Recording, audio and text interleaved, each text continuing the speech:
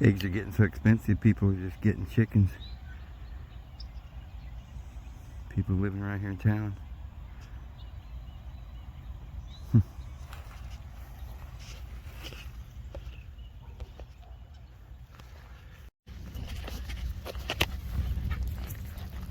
Buster, get your head out of that fence. You're going to get stuck.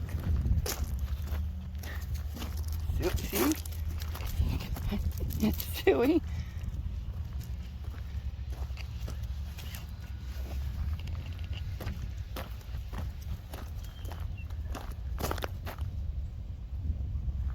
Where'd that water dog go? They have no clue they're on somebody's property. They don't know. I'm just thinking about that. Especially Miss Blueberry.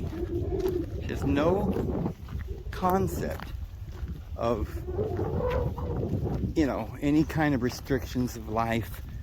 She's just free as a little bird. Free as a little puppy. She just does whatever she wants. I mean, you know, she doesn't understand, like, okay, I shouldn't do that, maybe. But she loves water. And she'll just jump right in there. She's like, there's no, she's like, water. Let's just try that out. She just got to run through it. I don't know why she loves water so much. Like, it's not like she hasn't had something to drink. But she's got to go down in there, and if she sees water, she's got to go in it. How you guys doing today? Oh, I'm doing really good. Sun's out finally. Beautiful day. Still probably pretty muddy from the rain. Probably swampy and muddy everywhere right now. I used to complain about Idaho always being so dreary and cloudy, muddy during the winter. Buster's gonna try it. It's like, what is this thing with the water? He's gonna try it too. Garbage. Nice spot for some garbage. You're gonna make Buster a water dog, aren't you? But anyway, it's been really, you know, it doesn't get as cold here, but it still gets wet and dreary in the winter. And I love the sunshine. I really, really enjoy sunshine. I could live someplace where the sun shined every day, but then you wouldn't have any creeks or rivers, I guess. So you have to have, gotta have it. What's that song? You gotta rain sometimes. It's gotta rain sometime. Make things grow. And I just spent 2 days doing my taxes. I don't know why it takes so long, but I mean, not like solid or anything. I'll go on there for a little bit. It's frustrating because you got to try this, that, and the other thing. Otherwise, because when you do this, you know, you have a 1099. You have to do section Schedule C or whatever. All these other little. You got to put these deductions. They just take. They'll take thousands of dollars if you don't like deduct all your expenses and everything on this. It's crazy, and I don't make hardly any money, but they want thousands of dollars. So I got it down to did pretty good. I spent some time trying to figure out a way to get it down, and did it on TurboTax. I didn't want to. They charge like first of all, they tell you it's free, and then you get on there like, oh well, because you're doing this, then you got to pay this, and then they don't tell you that they got to pay. You got to pay more for the tax of the state too. And time it was all done, they wanted $133 just to provide the website for what I did.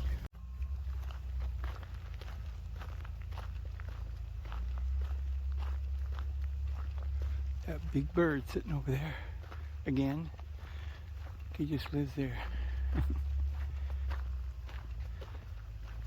Walk just a little bit further and then put this on zoom until he flies.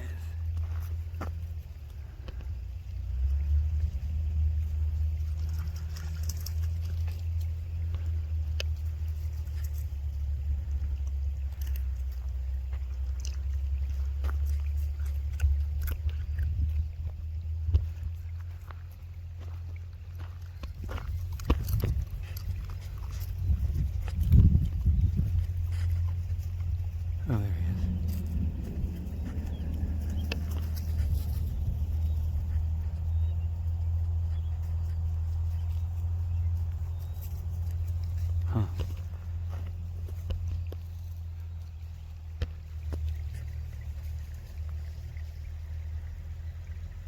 Huh. And then I ended up owing only $157. So I was pretty happy, because I thought I was gonna have to pay like $1,500 or something. Oh, such a beautiful day. But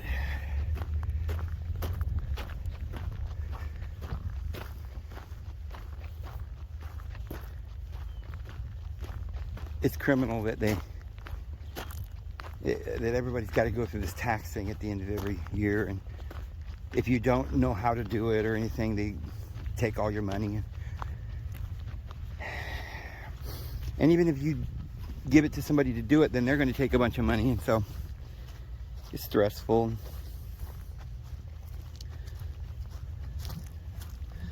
If you owe money, of course, and you don't have the money to pay them, it's kind of hard to get somebody to do it for you. So it's a real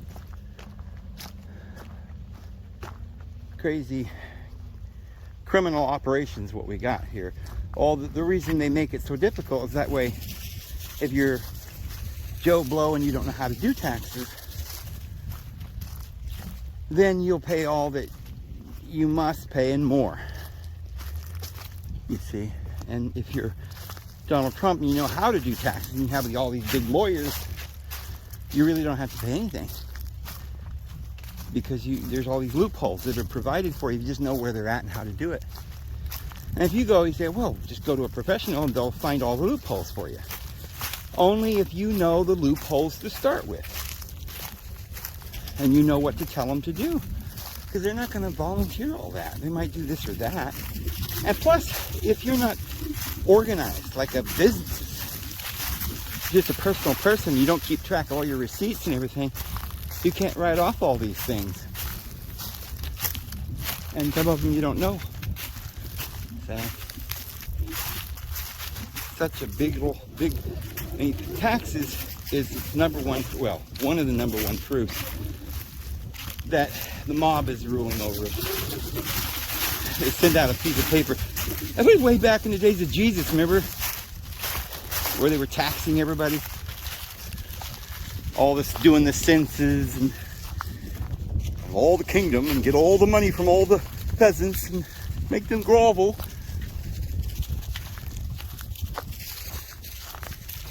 Wait a minute, aren't we under a constitution of liberty and justice for all?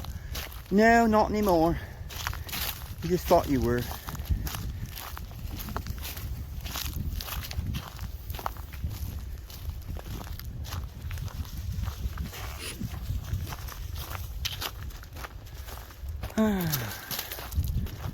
Let's see how our mushroom's faring. How's the mushroom doing?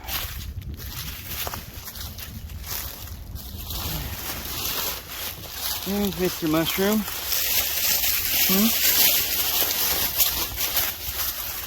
Yeah.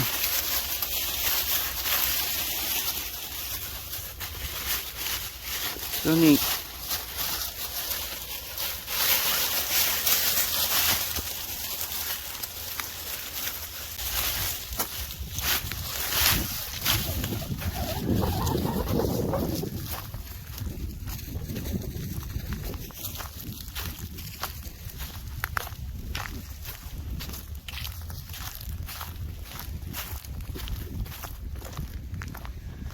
What is that on that?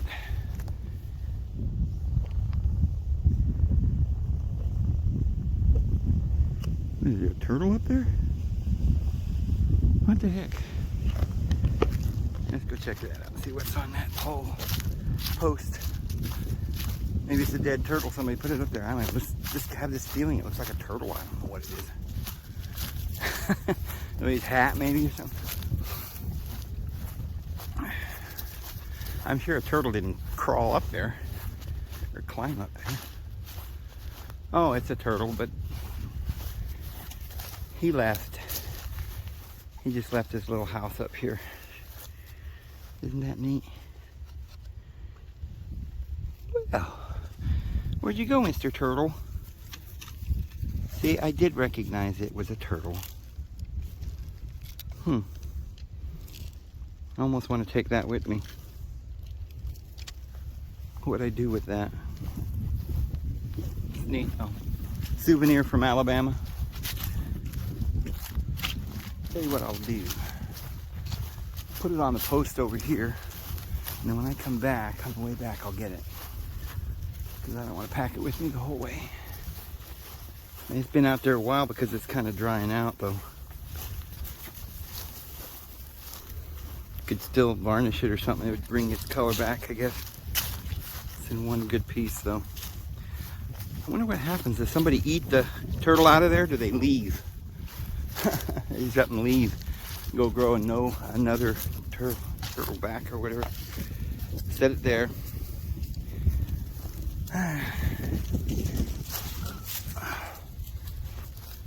Actually, that's not where I usually cross, so I'll put it up there where I usually, so I won't forget it. I usually go somewhere through about here. Okay.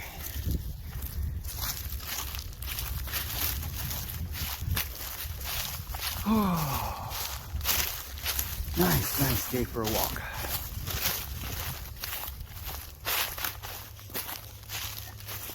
Went on a little drive the other day. Went to go look at another camper, even though I already built my camper. But I was looking through there and they said $300. It looked like a pretty good camper. And I thought, well, maybe I could afford to go get that, and it'd have the stove and fridge and everything in there, and wouldn't have to, you know, it'd be nice. And so I went and looked at it, and man, it was out in the woods. There's no way I could even got the truck in there to get it out. There's mud. I would have had to cut some trees out. They didn't tell me any of this. And I got there, and this thing was completely destroyed. It was just, I asked them on the price, it's not damaged or rotten or falling apart. And they're like, oh no, it's solid. And I'm like, okay. And this thing was just, first of all, it was huge. It was way bigger than my truck could hold. I don't think it would have fit on there. It wasn't a normal size camper. And it was just, all the cupboards and everything was pack rats. And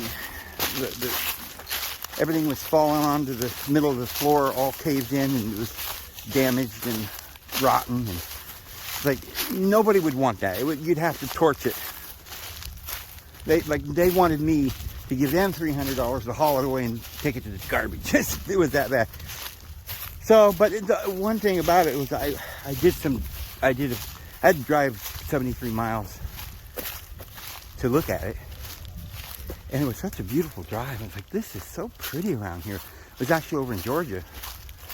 So I had to drive across the border to Georgia. It was just beautiful. There's a little town called Lafayette. And that wasn't where it was, but I think it was somewhere like Dalton or wherever. But there's a little town called Lafayette. Oh, that was the neatest town. I really liked that. Lafayette, Georgia. And I heard people, I seem like I remember maybe a game show or a couple of times or something where people were contesting. They're like, where are you from? I'm from Lafayette, Georgia. Oh, I didn't know where it was. I didn't realize it's such a pretty town. It's just a small town too. Beautiful. Situated there in the mountains, and just gorgeous. Oh, somebody's broke a bunch of glass.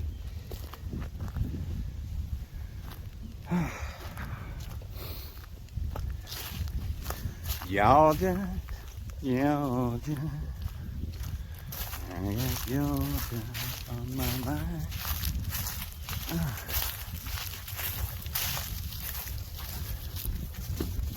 But if I had to spend a year in Alabama, couldn't have been a better place to do it than right here.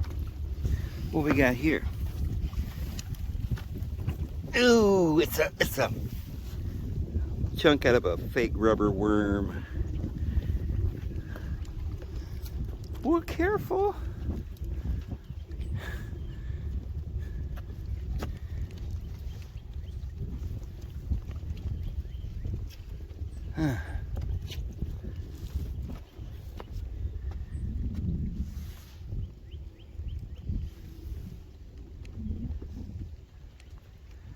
Alright, let me get this jacket off. It's too hot. Hold on. I'll turn this off. Okay. Got my jacket off. And feeling a little better. Where'd all the birdies go?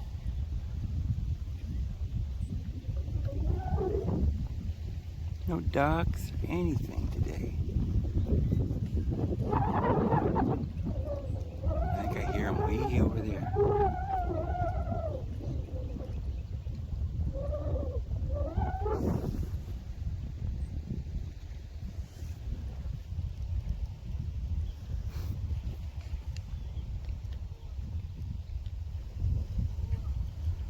But yeah, this is just about as pretty as where I went too. I mean, this area that I came to by accident is just, here in Alabama, it's just gorgeous. I love it here.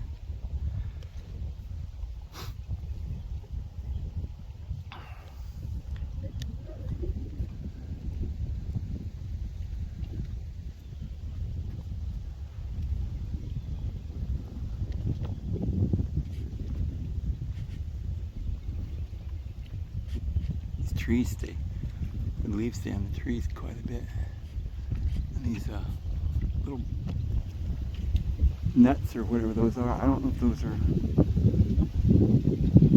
chestnuts or something. Chestnuts roasting on an open fire.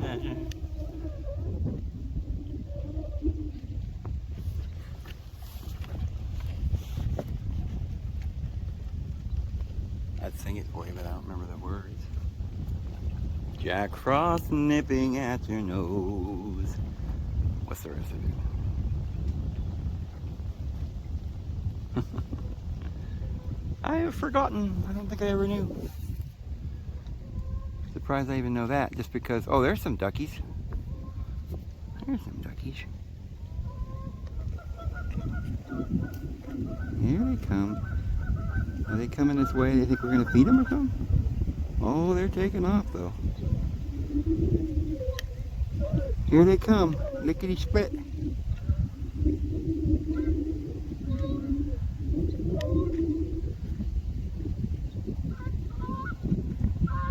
Where'd they go?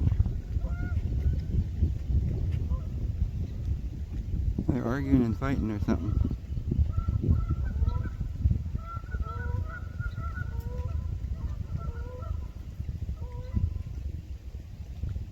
Huh.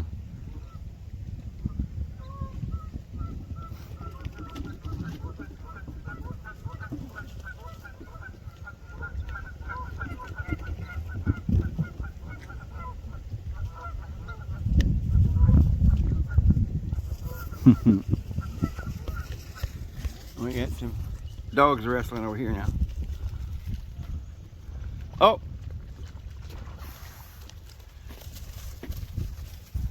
Boy, she likes to play, don't she? That's Blueberry.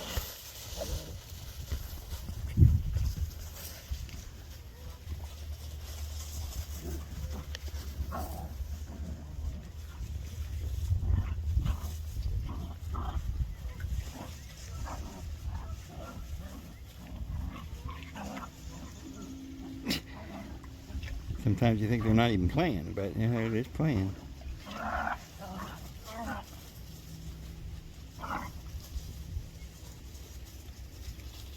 Buster's really getting dominant too. He'll stand over him like the alpha male. Although I think Barry could take him, but she doesn't. She's real timid. She's not when they're playing, but when it's an argument over food or anything, Buster wins that argument all the time. Of course, Maggie, she'll take any of them. They don't mess with her. I don't know what the deal. She's the littlest one, and she's like her mama. She's like, you don't mess with her food, I tell you that. I tell you that.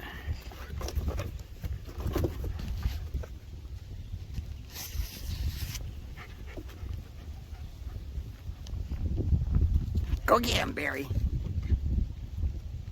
Yeah, go get him. No, that doesn't mean come here. That means go get them. Yeah, you don't know the difference between that phrase.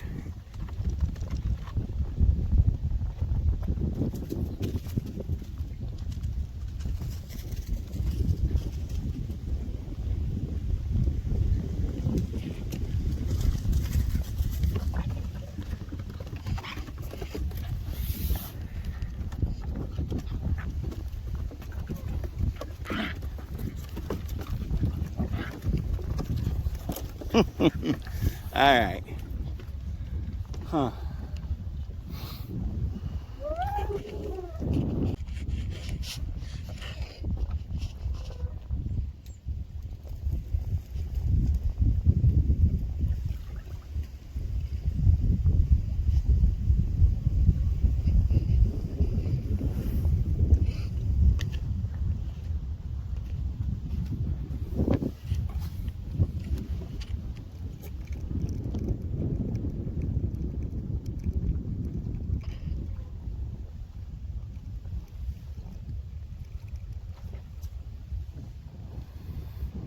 Somebody didn't finish nailing this thing.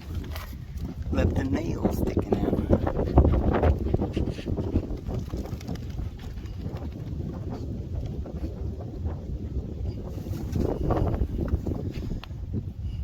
Yeah, somebody told me during the football Super Bowl thing, which I didn't watch, I didn't even know it was on. Oh, it's a big old goose in it.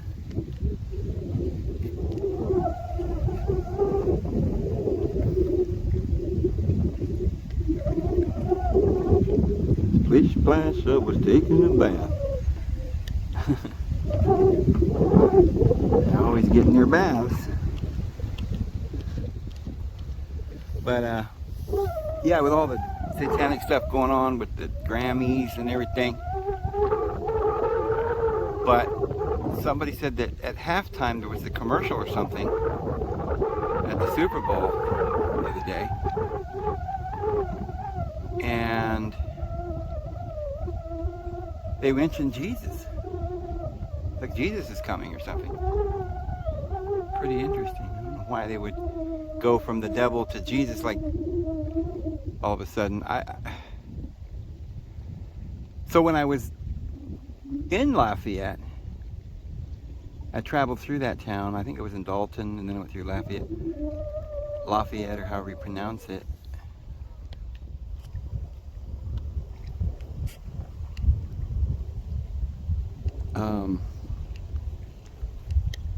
There were a lot of people there.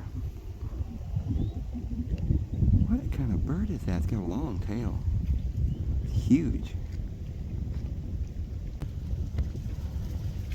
We lost it.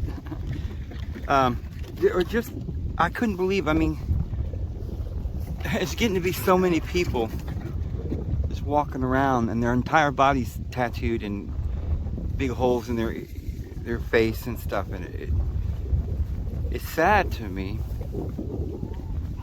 It's sad to me that so many of the children are now under some kind of delusion that they believe that they are not good enough, even just as they are. It's like they're being trained from the time they're little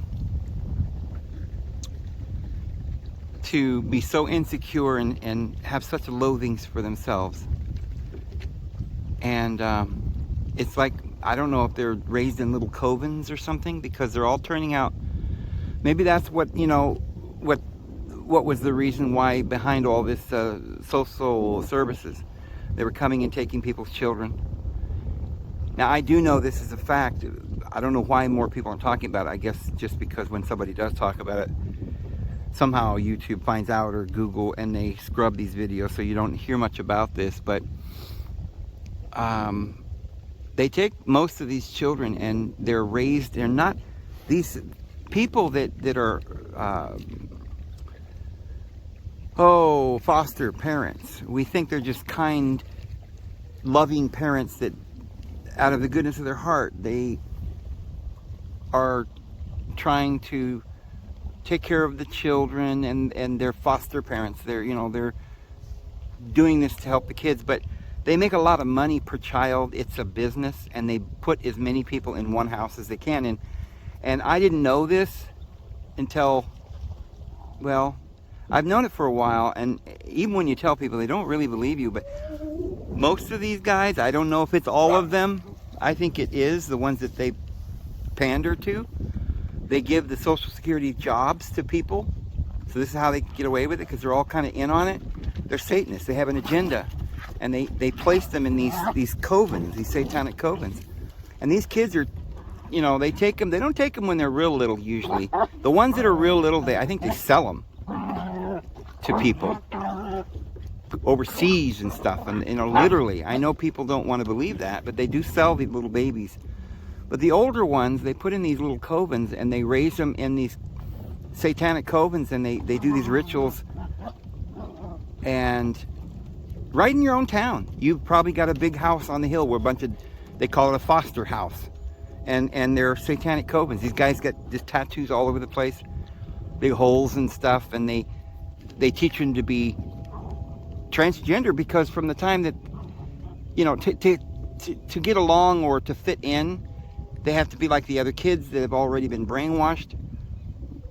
And to be accepted, you have to, you know, accept this. First, I think they become bisexual, and then they end up doing all these things. And there's some parents that try to get the kids back out of there, and the kids, at some point, they get to where they don't want to go home because maybe their parents are, maybe because they're not Christians, so they've not been raised with any specific teachings or morals. They don't really know what to believe, and their parents are drinking. Their parents are in the system anyway, because in order to get your kid back, they want you to get on drugs and go to counseling. And what counseling means is they're going to adjust your thinking so that you will no longer insist that your children don't have sex with other people or they're strangers, and you'll let the kids decide whether they should stay out past midnight and go to parties, and you give your kids condoms, because after all, they're going to do it. Well, because we're teaching them to do it. And the parents start off by saying, "No, I won't allow this," and then they go, and then maybe the kid's 14. They're like, "Do you want to go home?" They're like, "No, I don't want to go home. My mother won't let me have sex. She won't let me stay out at night. She won't let me go to parties. She won't let me be drunk off, you know, quit high school, whatever." All these things that they want them to do. And so the parent is like, "Well, sorry, your kid doesn't want to come home with you." Now remember, there is no place you can go. You can't go to court. Social services are different. It's a different set of rules. You don't get to have a jury trial. You're stuck like Chuck. You can never get your kid back. And parents are wondering. They're like, "Well, how come I'm the good parent?" And a lot of times there's, you know, maybe the parents are divorced, and the other parent, the kid wants to go live with the other parent that lets them stay out at night and do drugs and stuff. And they're like, the child sides with the parent that lets them do all this stuff. And that parent is usually, you know, into all of this. You know, we'll let you have a certain monthly income. We'll pay your child some kind of social security check. The kid will live more than part, maybe only sees the good parent on visits, because the kid doesn't want to go home, because mom is probably said to the kid, "How could you do this to me?" And then they're not really getting along, so they don't really make them go home and spend time with the good parent. And so the bad parent gets this check, and so they have an incentive to keep their kid in these programs. And anyway, I mean, I've said enough. It's no matter how many times I tell people this kind of stuff, there's only a few people that really know what's going on. And even some of the ones who know, they won't let themselves believe it. It's kind of some kind of cognitive dissonance. They don't understand what's going on in the world. I've seen people in prison over stupid things. I saw one guy get 5 years for stealing a lawnmower, and you know, he never did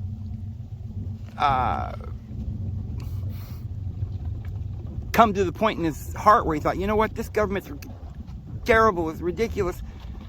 it's unjust. No, but he would defend the government for what they did, even though, you know, actually the reason why he ended up going to prison for 5 years for stealing a lawnmower is because the girl that he was dating was the daughter of the district attorney or something like that. And the district attorney didn't want him dating his daughter, and he went and used the lawnmower, so they arrested him for it. So they can do that kind of thing. This is the corruption that we have in the world. Well, you look like a drowned rat. Isn't that funny that you're the only one that's all wet? Well, Maggie's a little wet too.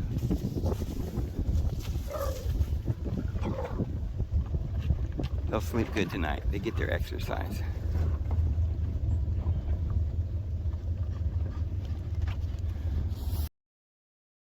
I was looking on Marketplace. Facebook Marketplace.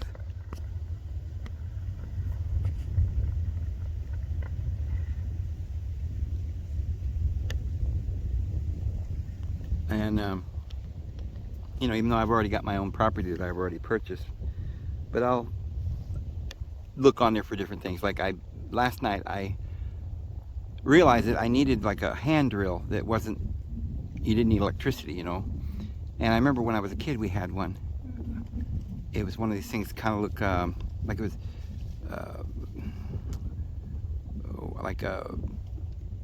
it had like a little wooden handle, kind of shaped like an L or whatever, where you could kind of hold the knob at the top and crank it, and you could manually drill, and those were really cool. I like those things. So I ordered one. I thought, well, I'm going to see how much they would cost. I didn't think I'd even find one. And let alone an old, real good tool from, you know, an antique good one that was in good condition. And I thought if I did find one, they'd probably be $100 at least or something or more. And I went on there and there was like a couple of them for like $20. So I ordered the best one and they shipped it out already, so it's coming.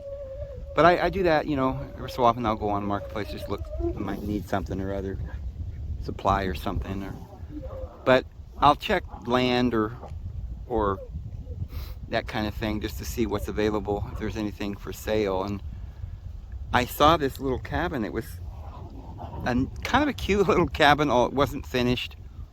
It was very primitive, you know, kind of made out of boards and maybe like some home boards they found laying around or whatever, and some old sheets of plywood. But it looked pretty good. It was a nice little, like a 2-3 room cabin. Had a lot of windows. It was nice. Had a little wood stove in there, and it came with about 3 acres, and it was $14,000. Of course, I don't have $14,000. It was $14,000 cash. They wanted $26,000 for it before, but they've gone down.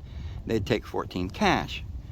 And I thought, well, that's kind of neat, man. You know, I know I already got this property, and of course, I don't have plans of building a big house on my property, but boy, those dogs. But I thought, well, I mean, ask him if maybe they'd take $1,000 down or something, because I was planning on having to pay like $1,500 for my taxes, and I got it down to like less than $300 for the whole thing because I had to pay the turbo tax and everything. So that maybe I could just offer him $1,000 down and take payments.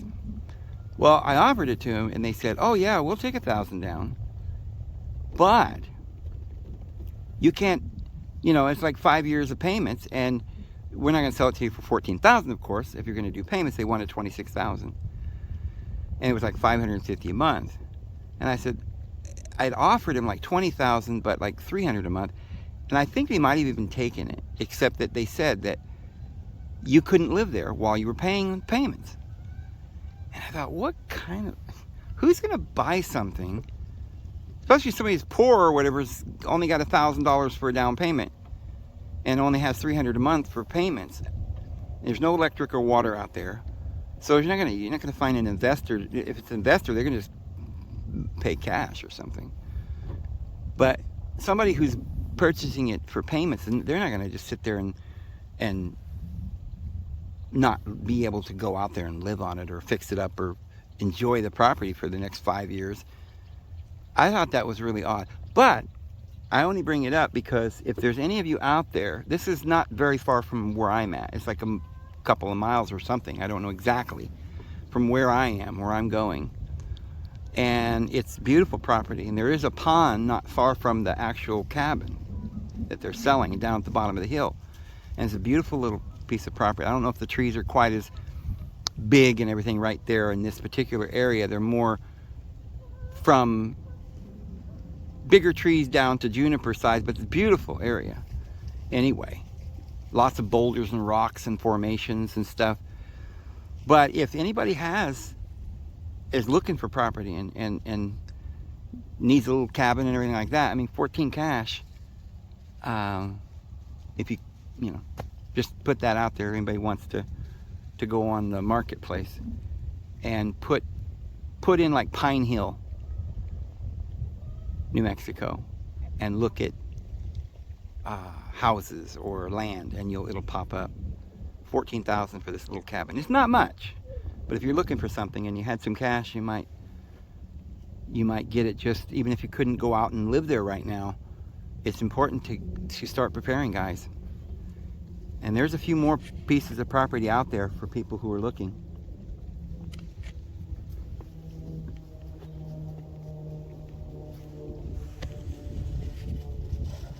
They are still going 90 miles an hour.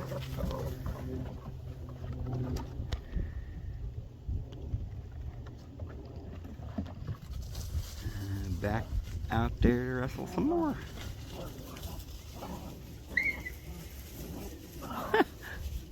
Oh my goodness. Which one's making the noise all the time?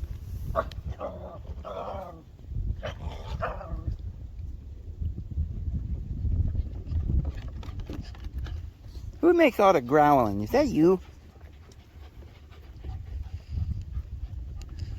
Huh. But yeah, I want to get I still have to buy like a little saw, hand saw, and a real good hatchet. I had already purchased a hatchet a while back, and somehow I left it in the woods somewhere out there and couldn't find it. And I had a really good one, but I'll have to get another one now. And that's about all the tools I'm going to need. I'm going to build me something when I get out there. Can't wait to get there. 2 more weeks or so, and I'm going to be packing up, getting out of here. By the end of the month, I'll be gone. I wonder what that white thing is over there. Some trash or something?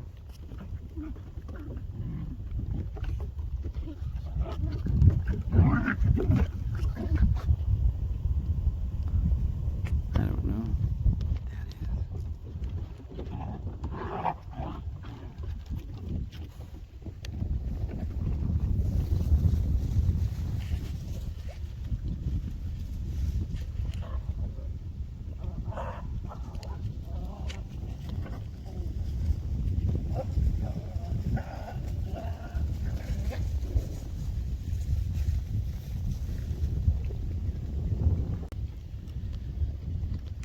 So I had this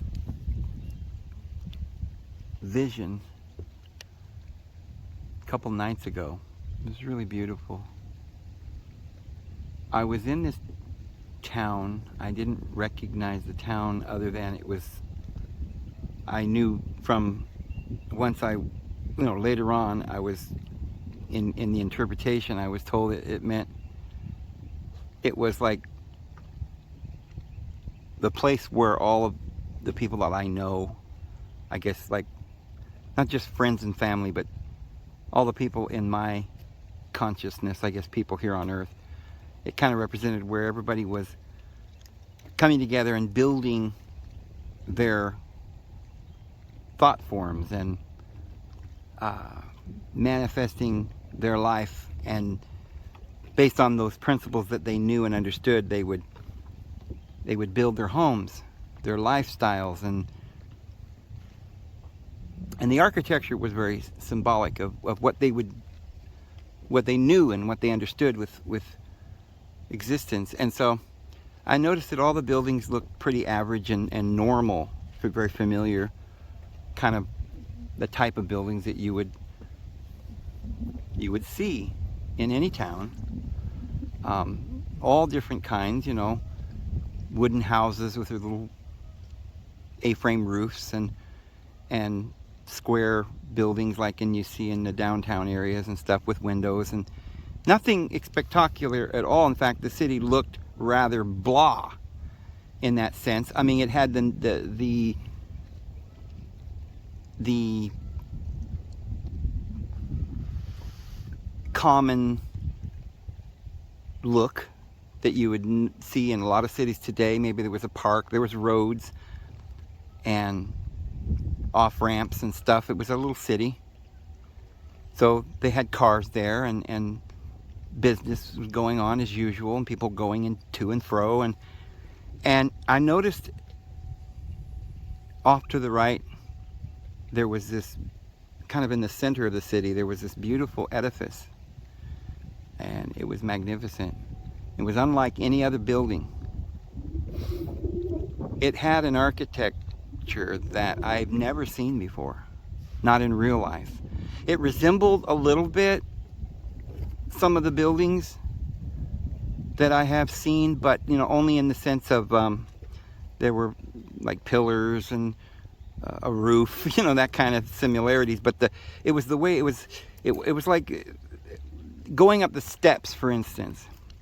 It was like marble. It was just. It didn't seem like it was built out of bricks or rocks. It seemed like it was made out of some kind of stone. It was just chiseled out of like the whole building was made out of one piece of stone. It was chiseled out. I don't know if it was or not. I couldn't, you know, I didn't look at every little detail, but kind of, so in a normal building would have like pillars to hold up the awning and stuff like this, and the roof. This didn't have straight pillars. It had, the only way I could describe it is like big round balls, and on top of that ball would be a smaller ball. It was absolute perfect, like it was spherical. And I remember seeing that the architecture was so perfect and smooth and natural. I guess it was more of a natural building rather than somebody had made it. It seemed like it was, the architecture was divine and beautiful and sloping, and it was hard and solid. It was never going to go anywhere. And I went in, I walked up this entrance into this, up these huge stairs. It was a huge building. I went inside, it was kind of like, I didn't know where I was or what the building was for sure. I knew it was the largest building perhaps in town, and it looked like it was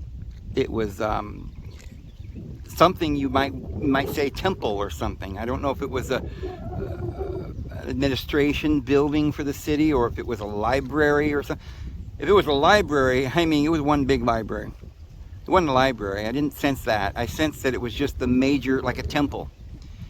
And as I was walking down the hall, it was, the only comparison I could give is it was kind of like walking into a big school, like a hallway, you know, where when you'd walk, you'd hear the echo, you know, because it was this huge castle building edifice that was solid, and you could hear your feet, you know, walking, and it was quiet, and there wasn't anyone else in the building except for me. And as I was going along, I remember thinking, oh, I've been here before. Oh, this is like, it was like a secret. It was like a hidden, amazing place that I had forgotten long ago. It was like, of all the edifices and things of the universe and in the world and in all the lives we've lived, and this was like the blueprint, the archetype of the buildings. And all the other buildings were only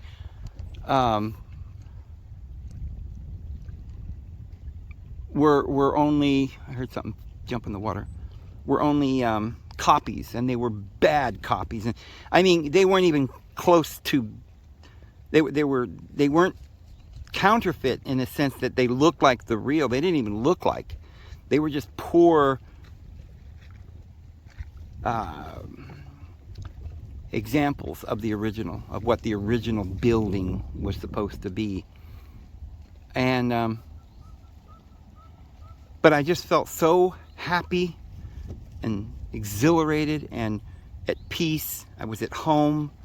Like I was going down this hall, and it was a huge building, so I didn't get to explore it very much. I just got to go in to the beginning, start going down the hall, and I kind of start knowing that I was going somewhere. That down at the end of this hall, somewhere in this castle, there was a room that would hold secrets that I needed and wanted to know, and I was excited. So then I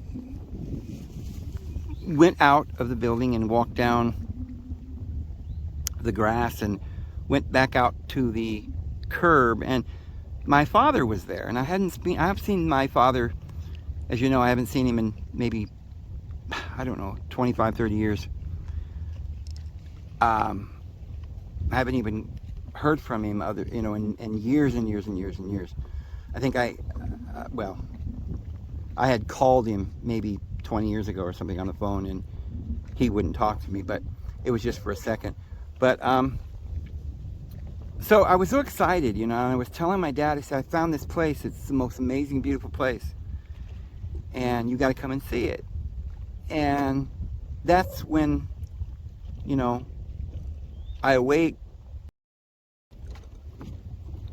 I had found that I had experienced in this vision a representation of the truth the truths that we're talking about every day on our channel and the things we're discussing, because we've kind of rejected these religions and governments, and we've gotten rid of the law, the structures that people are building. We've rejected that, and everyone else has not. I mean, you might be part of a group of people who believe a certain way, and you're building your structure that way, your life, your home where you live and are raising your family, and you're living in this environment of your thoughts, and you're manifesting these thoughts. That's like building, a house.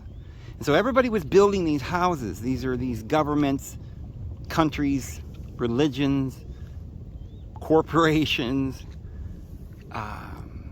just concepts and ideas, and they're structures. They're living in them, but they're not happy. They're not beautiful.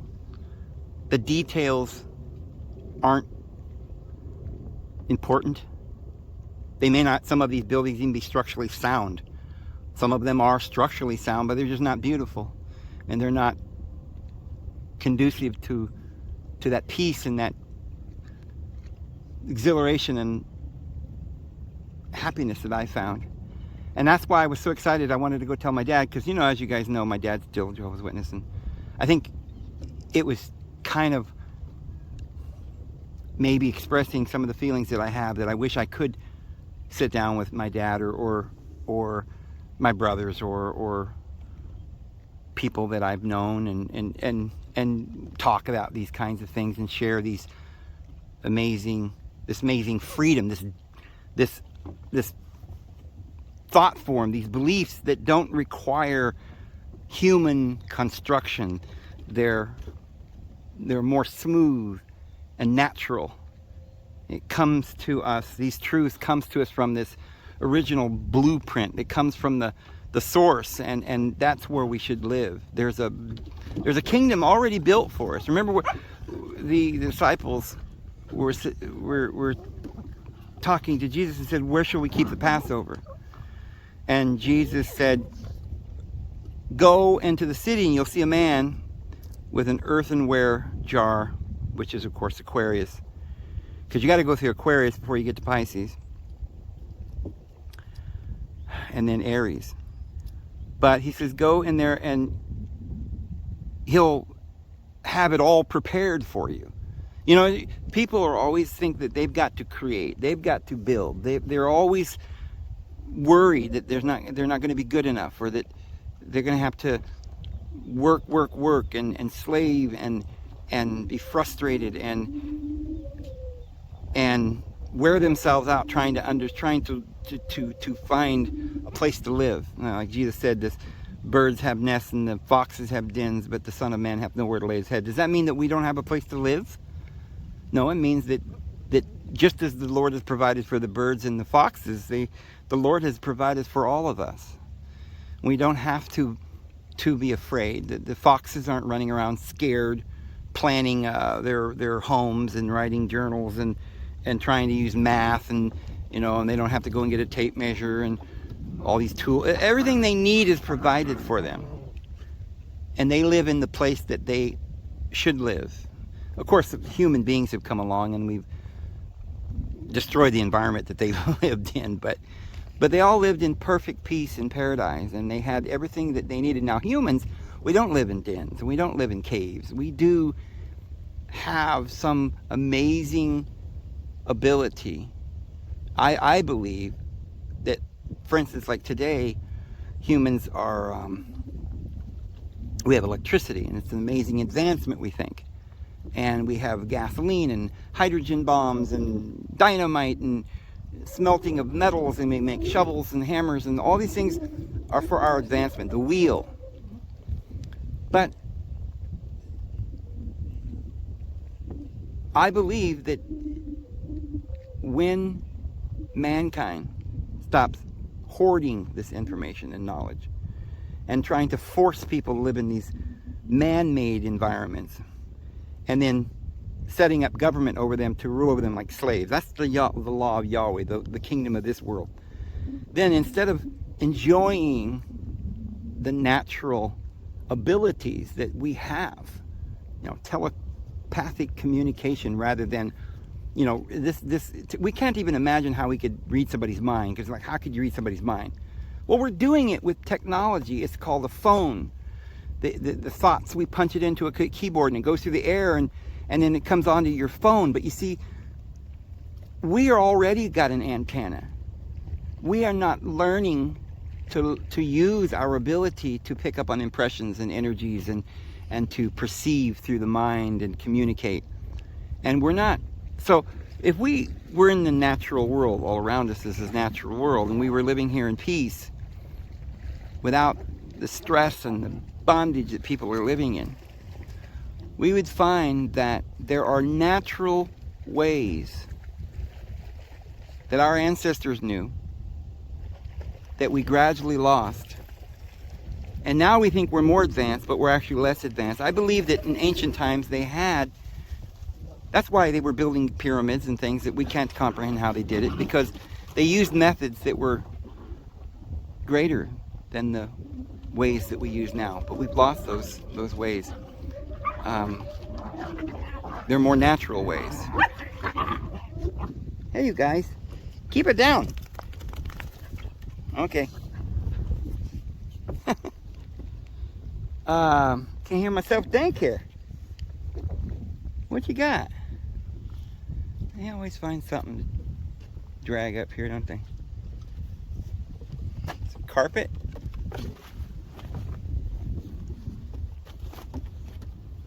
But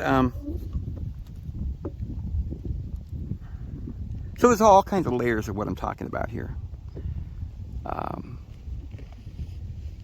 There can be understand this in a literal sense, that even our homes are not as luxurious and kind and nice and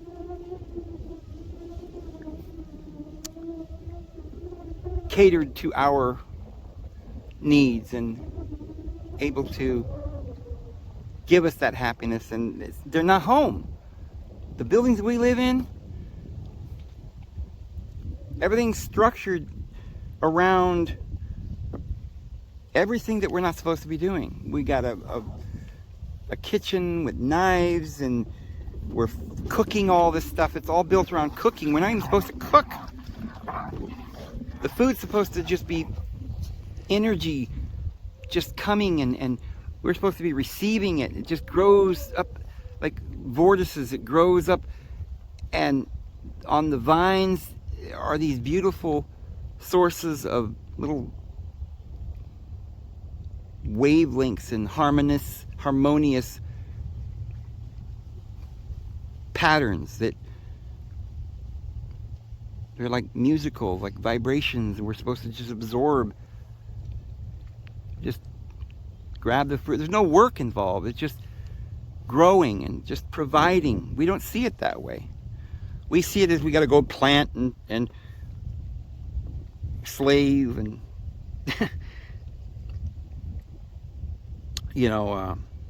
and then after we've slaved and planted and harvested and hauled it to market and sold it, then we got to sell it to somebody, and then we got to buy it, so therefore we have to have money, so we have to have another vocation to do that, and then we finally get this product, and it's probably going to be meat or something that we had to go and kill other sentient beings. I mean, it's just all wrong, everything. And we bring it home, and then there we have this home, what we call a home, but it's got to be big, because we got to have this one big room where we have a big table and everybody sits down. We got to have Lysol and spray it all over everything because we don't like germs, and we're scared of everything. We could die at any minute, right? Look at that knife, be careful. Oh my gosh, I'm gonna cut your hand off with that thing. And then we start cutting up sentient beings, and then we fry them and we eat them, and it's like what kind of a world? This is not the right world. Everything's wrong. The homes are not right. The lifestyles aren't right. It's causing us to be stressed. We're eating things that are making us sick. So when you get sick, you're eating negative things. When you're eating poisons, what you're eating is things that are, just like everything is the compounds of minerals. Everything, proteins, fats, sugars, everything that we think of is just built on the building blocks of the elements. They're metals. And a certain group of metals like hydrogen and oxygen makes water, H2O. It's a different substance, but it's a compound. And then, somehow the sun comes and certain things get mixed and it grows another little wave, and it's like a fruit or a vine or a tree. So this is all this beautiful harmony that's growing here. And we're supposed to live in this beautiful paradise. And we see it with colors and just these, we just partake of it. We just enjoy it. But instead we've turned it into, we got to go out there and conquer it and kill it and lasso it and tie it up and listen to it scream, and it bothers us. It's a lot of work. It bothers our conscience. And then we eat it, and it's not going to be healthy for us. It's going to be heavy. It's going to be lower. We're not eating these lighter, beautiful energies that are made to be digested and absorbed and felt like beautiful songs. But they're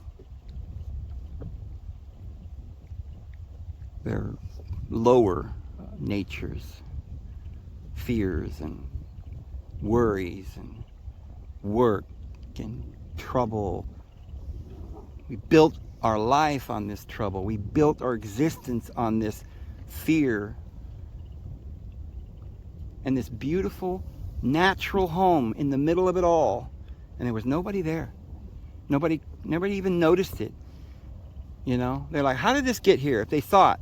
And then they'd rope it off and study it. Like, oh, we don't know what this is. It's a great pyramid. Stand back. We don't know who built this, and we're going to find out why, but we can't, we can't do that today. Well, yeah, you can't do that because people don't want to let go of that cookie in their hand, so they can get their hand out of the cookie jar and be free. And live a life, out. People imagine that if you lived in nature, that nature is hard and evil and dog eat dog, and we don't even realize that we're causing this lion to eat other little rabbits and other animals. That these lions are learning from us. We're the shepherd. We don't take the sheep and cut them up and eat them like the Judeans did. And that under that system, that's what they did. It was eat the animal, and under this curse of death, we consumed that animal's life. An eye for an eye and a tooth for tooth. We just get this temporary life that just causes us to go through the cycles of death and pain. And here you've got some people that are just walking around. They have no clue. They're like, oh, we're Jehovah's Witnesses. We got the truth. Well, wait a minute. What makes you think you have the truth? Oh, because we know how to spell a God's name, you know. Huh? Oh, because, you know, we have a watchtower and we obey these men, the governing body, don't you know? We've got the faithful and discreet slaves. Why, if you spend within 1 year or 2 years, you go back to reading the Bible on your own and you'll be back in the same darkness as the rest of the world. Believing in that Trinity. You sad sucker. Well, over here, us Jehovah's Witnesses, we're all smiling, we're all happy. Wait a minute. At closer examination, we found out that we were trained like monkeys to laugh and smile when we were told to. And if we were allowed to tell and, you know, let go and express our feelings, we would say, oh man, I'm sad, I'm miserable, I don't know, I don't have peace, but I can't say anything because I'll lose my family. I don't know the truth, but I've got to lie, because if I ever told anybody that I didn't know, I'd be shunned and lose my children. So I must stay in this drudgery. Whoever loves mother, father, brother, or sister more than me is not worthy of me, Jesus said. And whoever leaves mother, brother, sister, or houses for my sake shall gain 100-fold in the world to come. No, that's not what he said. She'll gain 10-fold in this world and 100-fold in the world to come. So it's going to be that we're going to get even a better life in this world if we just let go of this system and go and follow the Lord. Let the dead bury their dead. But we can't, we hear it, we for a moment, it's like a little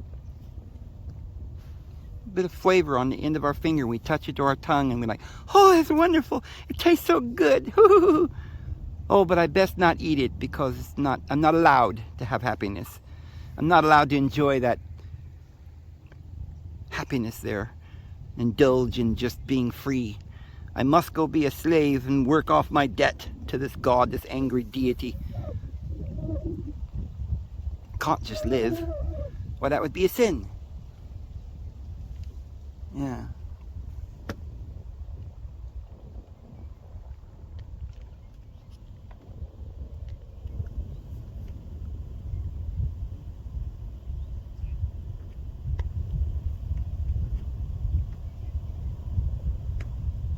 That is.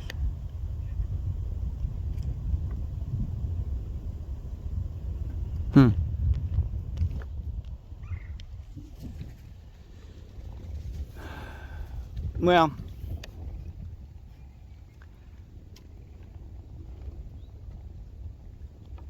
you know, in the Bible it says that a man walked up to Jesus, and it was Lazarus, and he walked up and he said, hey, what shall I do to inherit eternal life?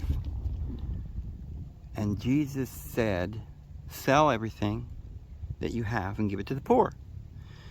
Now, for centuries, humans have thought that what Jesus meant was that we should sell everything and give it to the poor, like homeless people, people that don't have anything.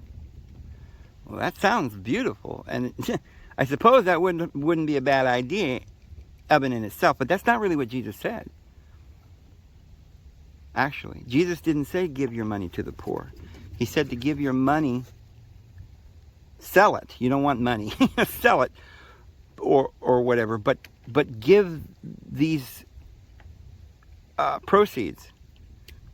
And sometimes I don't even think that means to sell it and cash it in for money. I mean, they might have just given the things that they had, their clothes and their coats, because they were talking about giving your coat.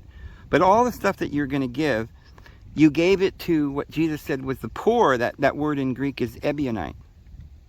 And it didn't mean the homeless poor people.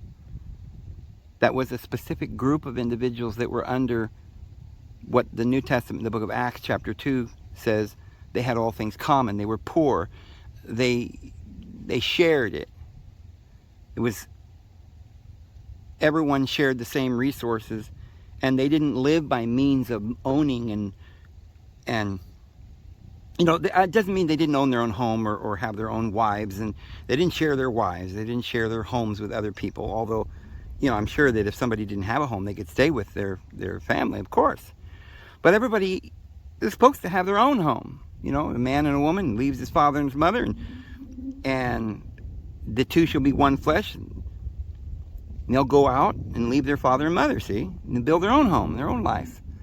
It's not like we all supposed to live in one house, like, that kind of all things common. That's not what it meant. It meant the resources of this world we should all hold in common. And we should not live by means of money. We should sell everything and pool it together if we do have these kinds of resources, so that we can get land and then share these resources. So when Jesus told him to give it to the poor, he didn't mean to give randomly, just give it to poor people somewhere. I think Christianity has lost this concept that we're supposed to be living in the community. They've changed that word, ecclesia. They've changed it to the word church. And the word church is a strange word, an old English word that means some building, or a little white building with a steeple and a bell at the top, and these pews and a pulpit. And the Bible doesn't talk about pulpits or pews or white little picket fence or any of this stuff. It uses the word ecclesia, which means to gather, a place, a community. We're supposed to live in communities. We're not supposed to live in the worldly cities. When it says get out of the world, it means don't do what the world does. But how are you going to live in the world and not do what the world does? You're going to drive on their road, you're going to pay the taxes. Pay Caesar's things to Caesar's, because that's his road. You're going to use his library, you're going to have to pay. But we're not supposed to be in the city. We're not supposed to be in this world. We're supposed to get out of this world and have all things common in a community where we have, those who had much didn't have too much, and those who had little didn't have too little. And they shared.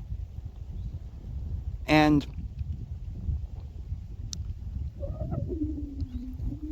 they were in one accord. And when it says they prayed in one accord, people think that they were always, on their knees. You see these monasteries, people beating their head against the wall. They didn't do that. That's not what life's about. One accord meant that they were in unity of thought, and it didn't mean they had some doctrine they had to follow. It meant they just were free. They're all in unity because they shared life, and they let each other live, and they didn't tell each other what to do. And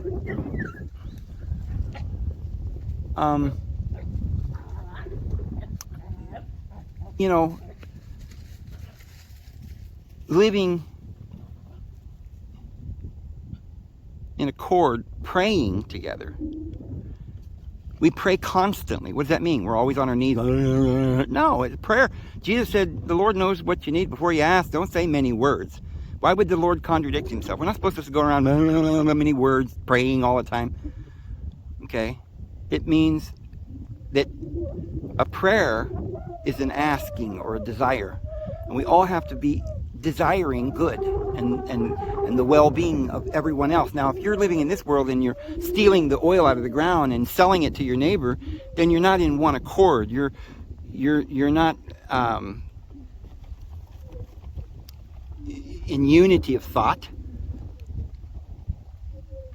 You're not praying together, because your prayers go up like incense, right? And the Lord hears your prayers. It's constant prayer. So most people running around, and under their breath they're saying, oh, I hate this world, and I wish this day would get over with. I hate that guy, and boy, I'm so sick and I don't feel good. That's their prayer, constant. They're constantly blaspheming the Lord. They're constantly blind, keeping their eyes blinded to the truth, and just listening to these fears and these demons that's speaking to them every minute, doubts and hate and sickness, and all this is going on in their mind. But as Christians, we're not supposed to have these demons. We're supposed to cast these demons and these doubts and fears and this anxiety and this discord out of our lives. And we're supposed to, you know, be in the Holy Spirit. You know, we're supposed to have this constant thanksgiving, appreciation for all things. How can you appreciate the good things if you don't have the good things? If you're living in the world and you're slaving at some job and you've got a bandage around your finger because you just cut half your finger off because you work in a place where they're requiring this kind of, you know, insanity that you do every day. You're getting carpal tunnel or disease, or your back's going out and you can barely get through the day, and you got to drink this potion called caffeine to get through it, and then some other, you know, pharma drug to get through the night to even get up in the morning. And that's not life. And yet people couldn't let go of it. They could not let go of that world because they don't know that peace can only come when we live together in one accord and in harmony outside of their civilization, in the real world, the natural world. Prayer is not a bunch of words.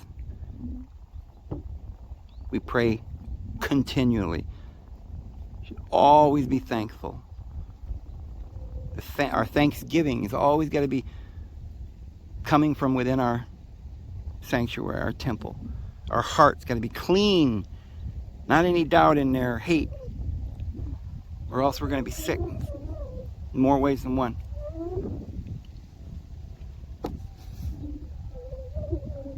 I'm going to head back, I guess. It's a beautiful day, though.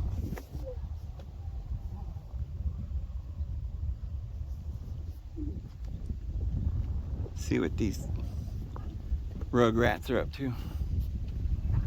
They're down there fighting still, arguing about something. Trying to take your acorn away from them and fighting over sticks and stuff. But they're having fun. See, they don't know that they're not doing anything wrong. They're not fighting in a bad sense. They're just communicating, you know, with each other and playing. It's a beautiful thing.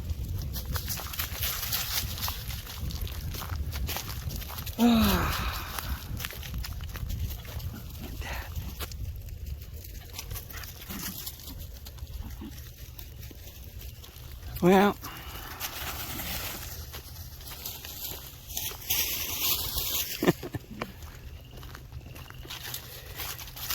yeah, so it'd be nice if some of y'all could think about buying some land out there where I'm at, and or if you know someplace better where we can, you know, live in peace. Maybe somebody out there has about 1,000 acres just sitting around somewhere that we could all go out and stake a little spot out and build our own little cabins and live apart from this wicked world, live in peace and have that beautiful way of life, be a beacon on a hill for the rest of the world to see how it's done. I think New Mexico might be the right place, though. It's a beautiful place. I ain't never actually been there where I'm going. I mean, I've been there in the area, but I haven't seen the property. So we'll see what's going on. Just praying and trusting in the Lord that I'll end up where I'm supposed to be, and I ain't worried about it, you know. I got my own, you know, I got my 2 feet and I'm healthy, and I'm gonna probably let you guys go and get this loaded and get back to the cabin. I'll see you guys tomorrow. Lord bless you guys. Have a good one.